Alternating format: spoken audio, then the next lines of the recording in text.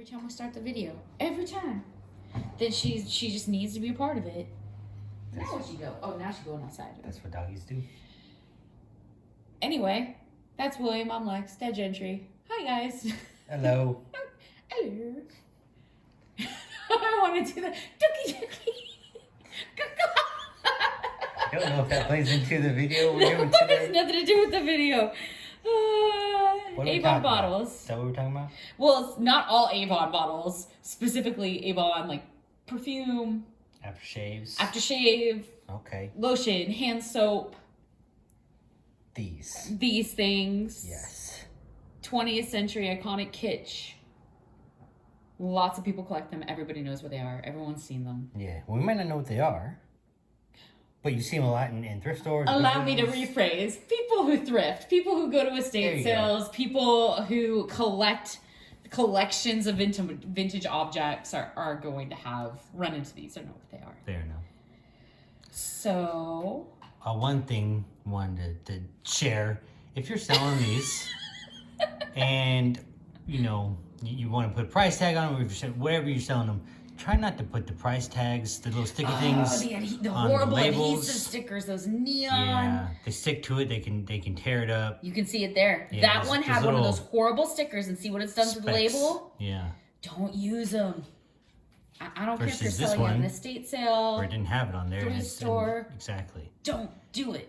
Don't put Don't sticky put the little labels. glue stickers on there. Yeah, You reduce the value. exactly. Whatever you're selling, you've reduced the value. And anyone if you're a buyer, you know what it's like to flip it over and go, oh, you've just destroyed my label before I even had a chance to look or purchase the object. So, Or don't write in Sharpie on them. Just two minor hints. How many times have we seen Right. beautiful things destroyed? Oh, it's a Tiffany vase? Let's write $20 on it. And Sharpie. Oops. I don't know. If you can get a Tiffany vase for $20, I'd still buy it. Maybe forgive them for the Sharpie. So, Avon, where's the name come from? Shakespeare. Yep, Shakespeare. The McConnell, the founder's favorite celebrity. That's kind of on the nose. Like, of course he's your favorite playwright because you probably don't know any other playwrights. I know a few playwrights. Well, I'm sure you do. So, Maybe back in his time when there was nothing. there's a lot of but modern plays. playwrights. Have you ever seen a movie script? That's also a playwright. So, Touché. originally used as perfume bottles when they first started, known as CPC, California Perfume Company, when they really began towards after 1928. Those are worth more. CPC bottles, harder to identify, rarely marked. You're gonna need a catalog to look at provenance of the more valuable objects like that are CPC before Avon was brand named Avon. Right. And none of these are CPC. No, these are all 70s. So like the King and Queen, 1972 specifically. If someone's watching the video and wants to know the exact year for their collection, to write a cute little tag, 1972. And you need the collector's catalog to know that year on those. And not everything is like that, because the more kitsch ones behind it, you can say 1970s, but they were produced for years. The Coffeepot and the Lantern, so you can't give a specific year because the production of those two bottles went on for more than 1 year. Okay. So if somebody's saying 1970s, don't always assume they're being vague, general, or don't know what they're talking about. Sometimes it's because the line could have ran for more than 1 year. More valuable pieces, which I say, there's the glass, head for glass. If you're collecting these, if you're buying them to resell, you want anything. CPC is great. Anything from the 60s, worth more, a little more valuable. Anything in great condition in the original box. The original box helps. Yeah. Labels in great condition. The glass cars and trucks, the Thunderbird, the sports car. There's a lot of them. There's a lot of them. Are the see-through or not the glass type like this tends to be more tends to be valuable. more valuable than the kind of ceramic or whatever. But those, if depending on which of the painted or veneered ceramics it is, some of them are worth a little more depending. Okay. So when you have contrasting colors, like here you have the Lantern and you see the bright red and that blue, people love these as hand and dish soap dispensers on their kitchen sink now. They'll put the little pumps in there and they're kind of adorable. So 2 pieces like that in good condition, because you have more than one, because all the pieces are there, we should probably mention that. Whenever you're collecting or buying to sell to your patrons, those little pieces like that little wire hanger. Yeah. Stuff that can easily come off over the time. Makes it more valuable. Yeah. Check for the pieces. If you don't know if it's supposed to have more pieces, take a minute, look it up. See if you can't take a second to find it. Mm-hmm. Look around. If you're outside at an estate sale or a yard sale, the person selling it might not know that one thing goes with another thing. Right. And it really does matter, especially later to collectors. The tops as well, right? Because those have a tendency to come off or apart. So, yeah, if they have those, it's more valuable. Also, like I said, look around. They might be nearby. Especially with the Avon ones, because you can kind of see it there a little bit. That top is actually a part of that figure's structure. Right. It completes the look of the country coffee pot. Right. So a lot of the Avon lids will sometimes complete the look of the piece. So that is important. That one does the same thing, honestly. Right. So if that top is missing, worth quite a bit less. Yeah. So the king and queen, $10 to $20 each, more in good condition, more in the original box. The more pieces you have, if you have the entire chest set in the opposing colors. In a whole thing? A whole chest set? Whole chest set. That's awesome. You can get them all. Right. And people will have collected them. And it's kind of that you use that appraiser's rule. If you have, like say 3 pieces of teacups and saucers, that's great. If you have 4, you can raise the price by $5. If you have a full dinner set of 8, you can raise the price by $10. So collections, all the pieces there, it matters. I like to call that collection synergy. Collection synergy. It just makes it worth more. Right. Because you don't necessarily, if you're having people over, 3 teacups is not as useful as 6. Or 8, or a full dinner service if you're serving salad or something. Or if you have a salt shaker, it's worth more if you have a salt and pepper shaker. Yes, obviously. You're welcome. That's a great tip out there for everybody. So again, the glass worth a little more. Okay. Earlier 60s worth a little more. These pieces, I would say, I've seen, now I just said $10 to $20 for the king or the queen by themselves. Together, worth a little bit more. Full chest set, worth a little bit more as individual pieces as part of that full set. And then on top of that, you have to consider who you're selling to and when. So if you're in a hurry to sell an object and you need to sell it within a week, you're going to get less value. Right. If you're willing to wait for the right buyer who really wants that object in the condition or in the collection or what have you, then you're going to be able to get a little bit more. Same thing can be said of the buyer. If you need to buy a specific present for a chess player and you want those, it's a great little gift for a chess aficionado, but you need it this week, you're going to have to pay a little bit more. Versus if you're willing to spend 3 years trying to find them to add to a collection, you might be able to seek one out over that time span at a little bit less. That makes sense. So I feel like I give values so that people can use them. And again, this is February 2022, values on items change. But when I'm giving values, there are things to consider as far as if you were setting a value or going to say an auction to buy something. Yeah. You can't always just say it's worth X amount. There are a lot of variables involved. What else do you want to know? The really expensive one, the Peacock, 18 karat gold.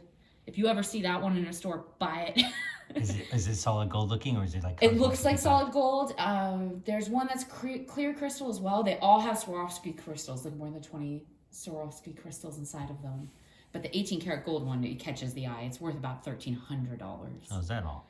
Yeah. And again, the nicer, especially the vintage glass cologne pieces, there's the 6-point stag. There are ones that are more sought after. Right. The older sports cars. I'll try to put some slides in.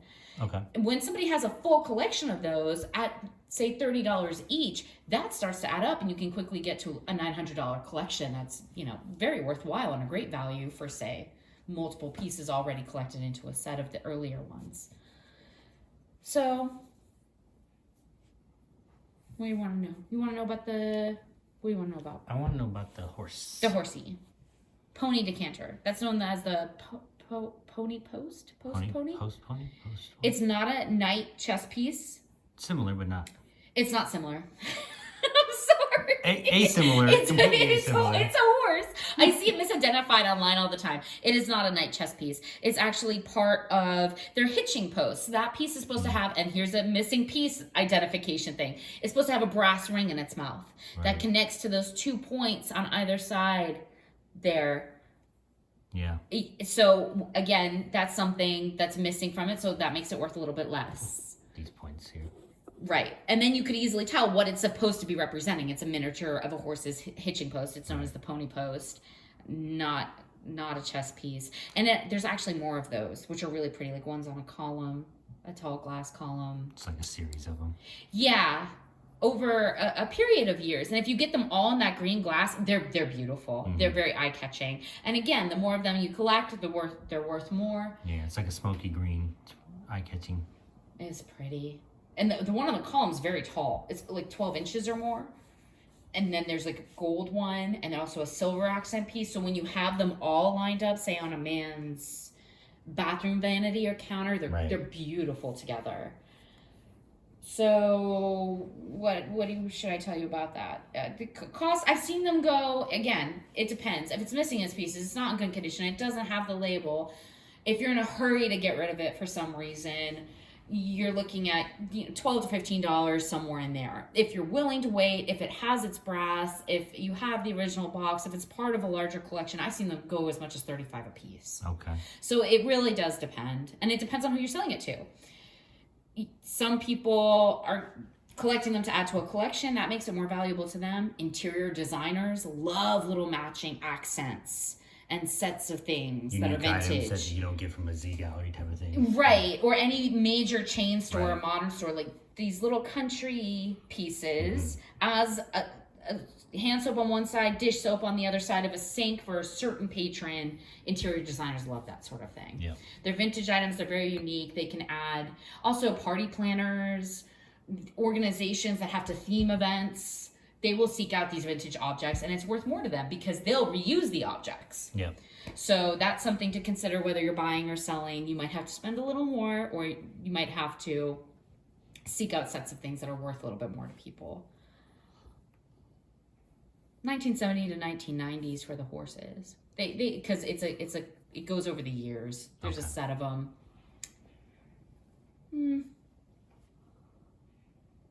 Old drinkware.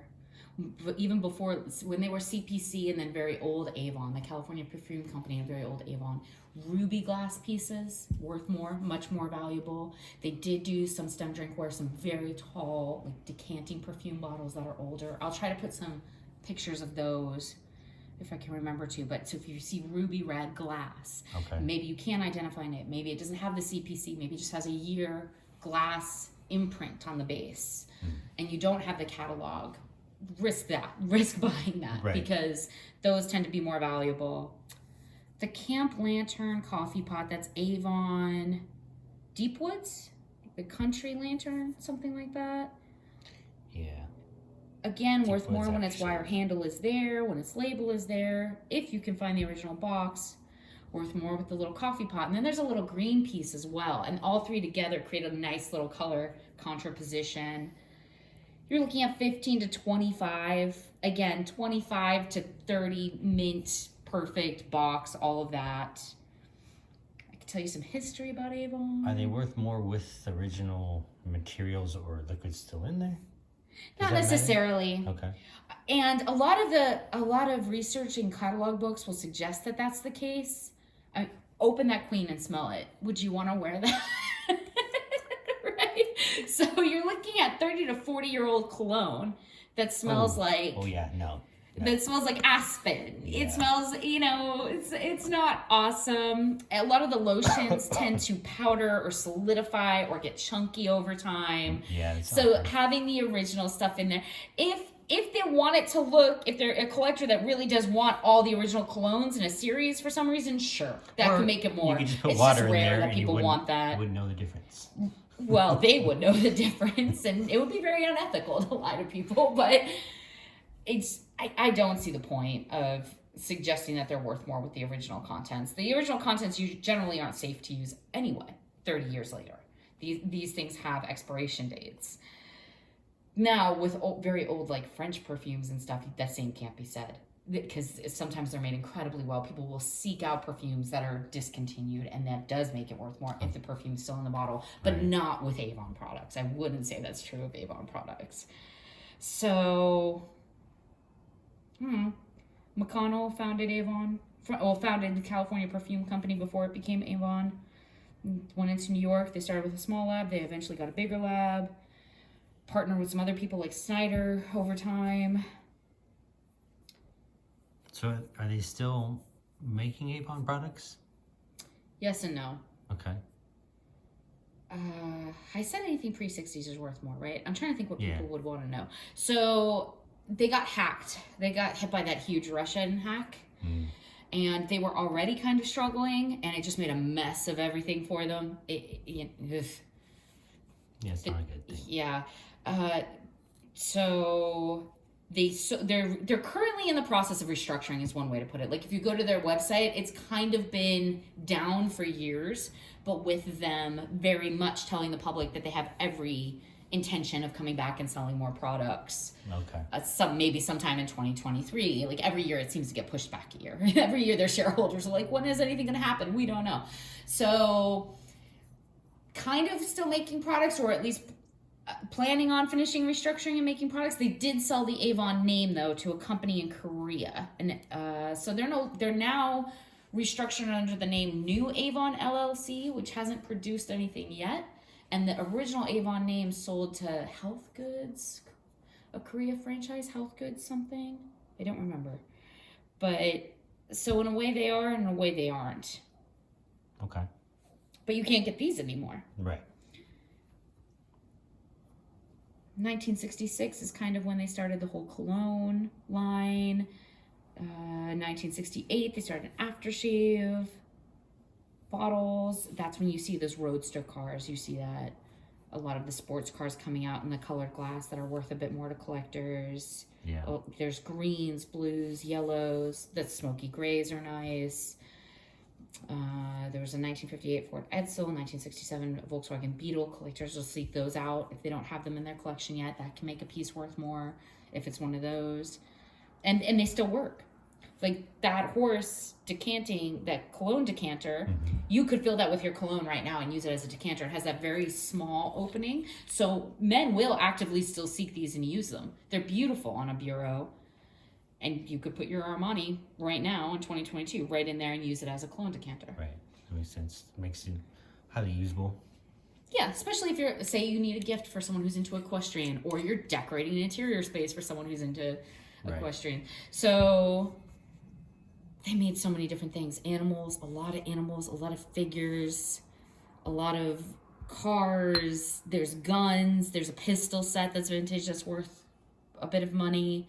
Tennis rackets, telephones, beer signs. Avon made everything in these little bottles.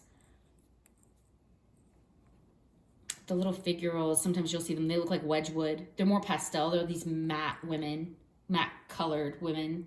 In Victorian dress, usually some people seek those out over time to collect those.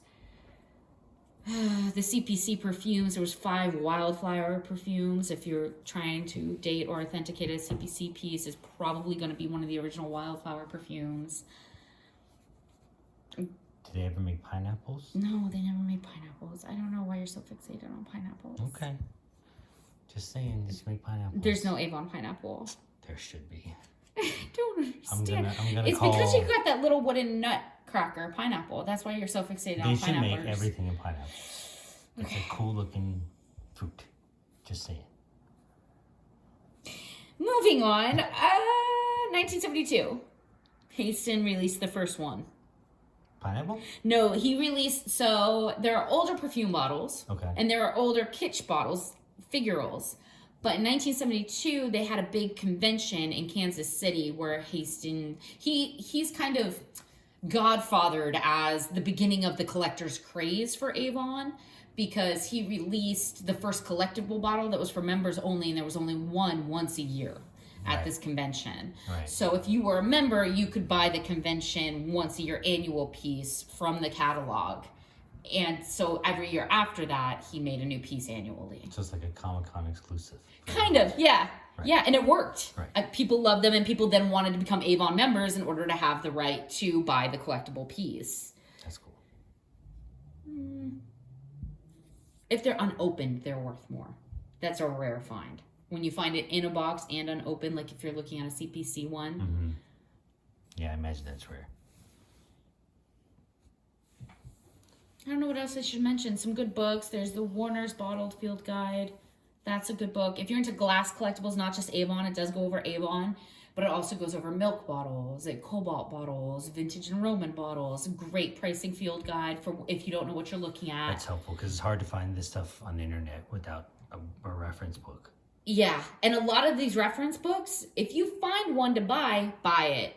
Grab it, snag it, whether it's on eBay, wherever. A lot of these antique guides and catalogs are not available electronically sourced. Mm-hmm. No one's taking the time to scan these pages in a lot of the times, and new ones aren't yet made. You'll see that like in the marble industry. Out of print, yeah. Yeah, so if you're into something like this, take the time to start looking, checking, maybe on a bi-monthly basis.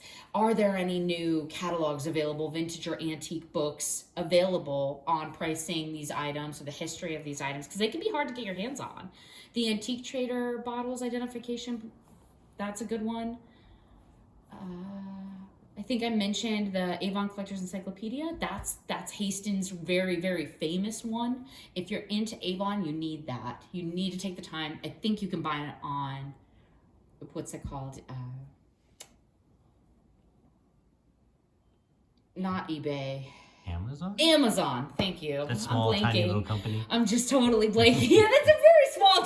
You guys might not have heard of Bezos it. is running the world, and I forgot the name of his company. I was literally picturing in my head. Now you want to talk about vintage antique collector? I was picturing a one-breasted woman with an archery bow, and I was trying to remember the name. Oh. That's how I connect the dots to Jeff Bezos' company. That's one way to do it. Amazon will have an Avon Collectors Encyclopedia. So if you're into these, buy that. That is a good investment. It's fun. It's an easy collection to get into. You can start with the less expensive pieces or pieces that are just attractive to you. I know a lot of women that just want the figurals, all the little ladies. Mm-hmm. And they're not necessarily worth much, but they enjoy it. And they're pretty in a home. Good overview.